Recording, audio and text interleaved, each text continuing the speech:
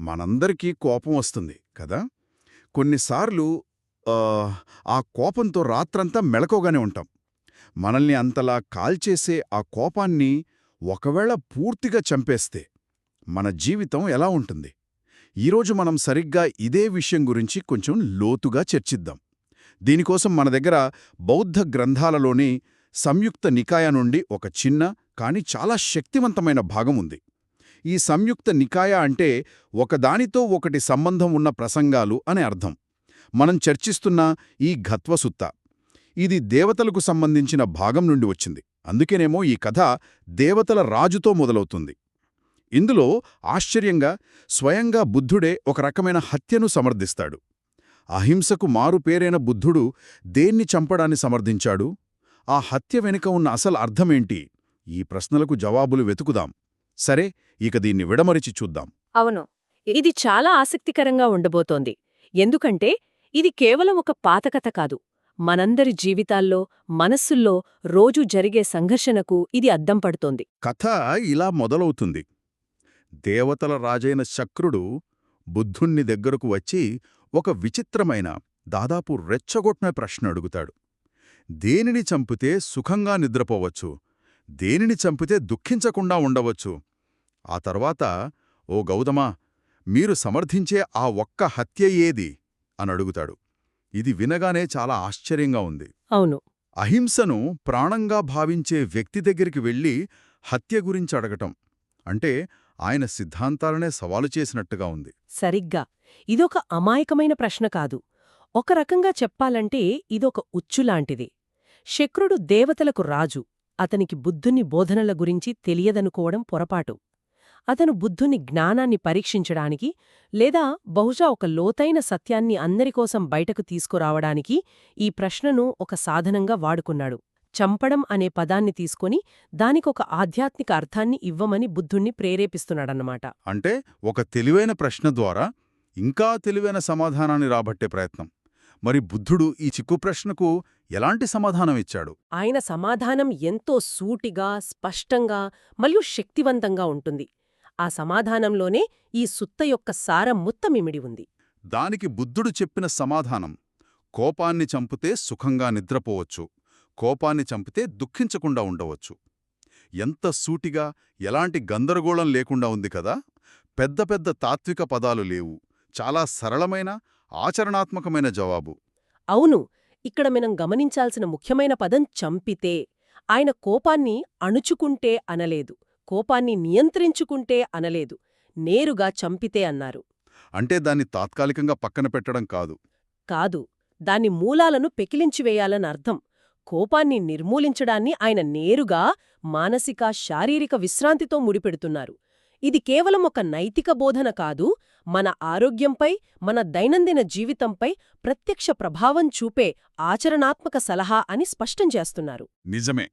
కోపంగా ఉన్నప్పుడు నిద్ర పట్టకపోవడం మనలో చాలామందికి అనుభవమే.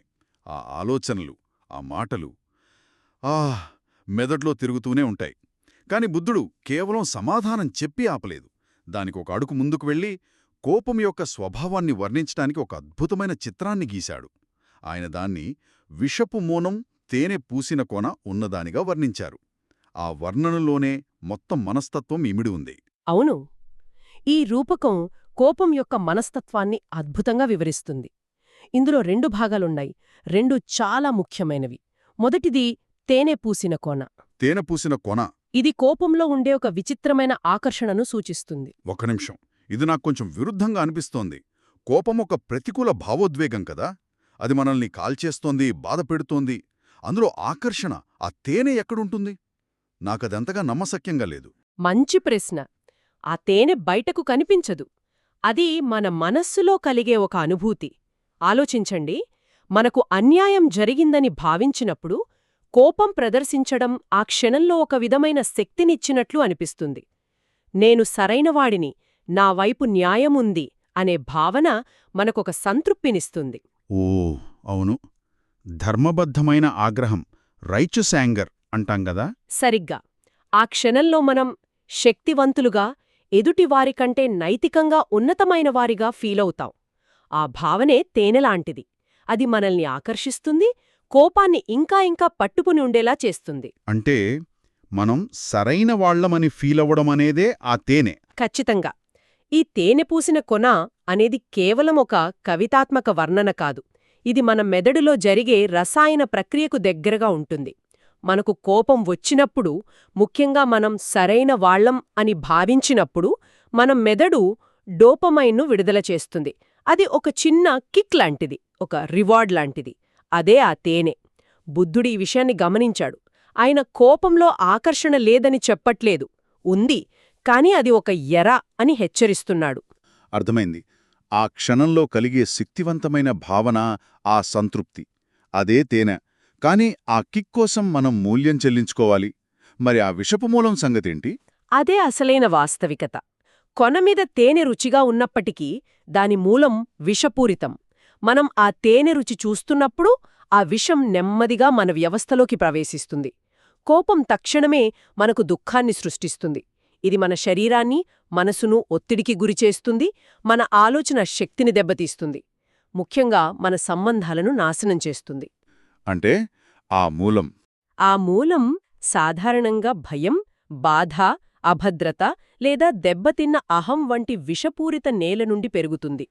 పైకి కనిపించే కోపం వెనుక లోతుగా గాయపడిన భావనలు ఉంటాయి. అందుకే దాని మూలం విషపూరితం. ఆ డోపమైన్ కిక్ కోసం మనం కార్టిసాల్ అనే ఒత్తిడి హార్మోన్తో మూల్యం చెల్లించుకుంటాం. అదే ఆ విషం. ఆ విశ్లేషణ ఒక ముఖ్యమైన ప్రశ్నను లేవనెత్తుతుంది. మనం కోపాన్ని అనుభవిస్తున్నప్పుడు ఆ తేనె, విషం రెండింటిని ఒకేసారి ఎలా గుర్తించగలం? ఆ తేనె రుచిలో పడిపోయి విషాన్ని మర్చిపోకుండా మనల్ని మనం ఎలా ఆపుకోగలం? దానికి సమాధానం గమనించడంలో ఉంది. మైండ్ఫుల్నెస్. కోపం వచ్చినప్పుడు ఆ భావోద్వేగంలో కొట్టుకుపోకుండా ఒక అడుగు వెనక్కి వేసి దాన్ని గమనించాలి. నాకు కోపం వస్తోంది, నా శరీరం ఎలా స్పందిస్తోంది, నా గుండె వేగంగా కొట్టుకుంటోంది, నా మనసులో ఎలాంటి ఆలోచనలు వస్తున్నాయి, నేను కరెక్ట్ అనే భావన నాకు సంతృప్తినిస్తోందా? అదే తేనె గావచ్చు. కాని ఈ కోపం వల్ల నా మనశ్శాంతి దెబ్బతింటోందా? అదే విషం. ఇలా మనల్ని మనం ప్రశ్నించుకోవడం మొదలుపెడితే ఆ తేనె యొక్క ఆకర్షణ తగ్గుతుంది, విషం యొక్క ప్రమాదం స్పష్టంగా కనిపిస్తుంది. సరే, ఈ తాత్విక విశ్లేషణను మన దైనందిన జీవితానికి అన్వయించుకుందాం. కోపాన్ని చంపడం వల్ల నిజంగానే మంచి నిద్ర ఎలా వస్తుంది? దాని వెనుకున్న శాస్త్రీయత ఏమిటి? ఈ గ్రంథం సూటిగా చెప్పకపోయినా దాని నుండి మనం 3 స్థాయిలలో కారణాలను గ్రహించవచ్చు. మొదటిది శారీరక స్థాయి. కోపం వచ్చినప్పుడు మన శరీరం ఫైట్ ఆర్ ఫ్లైట్ మోడ్లోకి వెళ్తుంది. అంటే శరీరం ఏదో ఒక ప్రమాదాన్ని ఎదుర్కోవడానికి లేదా దాని నుండి పారిపోవడానికి సిద్ధమవుతుంది. ఇది నిజం. ఉళ్లంతా వేడెక్కినట్టు, గుండె వేగంగా కొట్టుకోవడం మనందరికీ అనుభవమే. అవును. ఆ సమయంలో కార్టిసాల్, అడ్రినలిన్ వంటి ఒత్తిడి హార్మోన్లు విపరీతంగా విడుదలవుతాయి. హృదయ స్పందన పెరుగుతుంది, రక్తపోటు ఎక్కువవుతుంది, కండరాలు బిగుసుకుపోతాయి. శరీరం ఇంత అప్రమత్తంగా ఉన్న స్థితిలో విశ్రాంతి తీసుకోలేదు. గాఢమైన నిద్రలోకి జారుకోవడం అసాధ్యం. మనం కోపాన్ని చంపినప్పుడు ఈ శారీరక ప్రతిస్పందన ఆగిపోతుంది. శరీరం ప్రశాంత స్థితికి చేరుకుంటుంది. అది మంచి నిద్రకు అవసరం. ఇక మానసిక స్థాయి గురించి చెప్పండి. నాకు తెలిసి అదే పెద్ద సమస్య. ఆ ఆలోచనలో ఆగవు. రెండవది మానసిక స్థాయి. కోపంతో ఉన్న మనసు ఒక లూప్లో ఇరుక్కుపోతుంది. గడిచిపోయిన సంఘటనల గురించే నిరంతరం ఆలోచిస్తుంది. వాళ్ళు అలా అనకుండా ఉండాల్సింది, నేనిలా జవాబు చెప్పాల్సింది అంటూ. అవును, ఆ సంభాషణలు పదే పదే తిరుగుతూ ఉంటాయి, ఒక సినిమా రీల్లాగా. సరిగ్గా. పగ, ప్రతీకారం లేదా మనకు జరిగిన అన్యాయం గురించి ఆలోచించే మనసు ప్రశాంతంగా ఉండలేదు. నిద్ర అనేది శరీరానికే కాదు, మనసుకు గూడా విశ్రాంతినిచ్చే ప్రక్రియ. మనసు ఇంత చురుకుగా ఉన్నంతసేపు గాఢనిద్ర పట్టదు. కోపాన్ని దాని మూలంతో సహా పెకిలించినప్పుడు ఆ ఆలోచనల చక్రం ఆగిపోతుంది, మనసు నిశ్శబ్దమవుతుంది. ఇక మూడోది కర్మపరమైన కారణం అన్నారు. దాన్ని కొంచెం వివరిస్తారా? అంటే కర్మపరంగా అంటే మన చర్యలు మరియు వాటి పర్యవసానాల దృష్ట్యా. మనం ఇతరులకు హాని చెయ్యాలనే కోరికను అంటే కోపాన్ని వదులుకున్నప్పుడు మన మనసులో శత్రుత్వముండదు. మనం ఎవరికీ హాని తలపెట్టనప్పుడు ఇతరుల నుండి మనకు హాని జరుగుతుందనే భయం కూడా తగ్గుతుంది. ఎవరికీ భయపడాల్సిన అవసరం లేని జీవితం ప్రశాంతంగా ఉంటుంది. ఈ భద్రతాభావం, ఈ నిర్భయత్వం ప్రశాంతమైన నిద్రకు దారితీస్తుంది. అంటే మనం గ్రహించాల్సిన ముఖ్య విషయం ఏమిటంటే కోపమనేది తేనె ఎరతో కూడిన ఒక ఉచ్చు. నిజమైన శాంతిని, శారీరక మరియు మానసిక విశ్రాంతిని పొందాలంటే మనం ఆ తేనె పూసిన కొనను దాటి దాని కిందున్న విషాన్ని చూసి దాన్ని పూర్తిగా కత్తిరించాలి. కానిక్కడ నాకో పెద్ద ప్రశ్నొస్తోంది. ధర్మబద్ధమైన కోపం గురించి ఏమిటి? ఉదాహరణకు, సమాజంలో జరుగుతున్న ఒక పెద్ద అన్యాయంపై పోరాడుతున్న ఉద్యమకారుల కోపం. అది కూడా విషపూరితమేనా? ఆ కోపం వారిని నడిపించే ఇంధనంలా పనిచేస్తుంది కదా. ఆ కోపం లేకపోతే మార్పు కోసం పోరాడే శక్తి ఎక్కడ్నుండొస్తుంది? ఇది చాలా ముఖ్యమైన, సంక్లిష్టమైన ప్రశ్న. ఎందుకంటే మనలో చాలామంది మన కోపాన్ని సమర్థించుకోవడానికి ఈ వాదననే ఉపయోగిస్తాం. నాకు కోపం వచ్చింది ఎందుకంటే వాళ్ళు చేసింది తప్పు అని అంటాం. అవును. ఆ తేనె పూసిన కొనకు ఇది ఒక శక్తివంతమైన ఉదాహరణ. బుద్ధుని బోధన కోపం యొక్క కారణం న్యాయమైనదా కాదా అనేదాని గురించి కాదు. అది కోపం యొక్క స్వభావం గురించి. అంటే కారణమేదైనా అగ్ని, అది కాల్చడమే దాని స్వభావమన్నట్టు. కోపం కోపమే అంటారా? ఖచ్చితంగా. కోపాన్ని పట్టుకొని ఉండటం అది న్యాయమైనదైనా కాకపోయినా మనకు మనమే విషాన్ని ఎక్కించుకోవటం లాంటిది. ఎదుటి వ్యక్తి చేసిన తప్పుకు శిక్ష మనకు మనం వేసుకోవడం లాంటిది.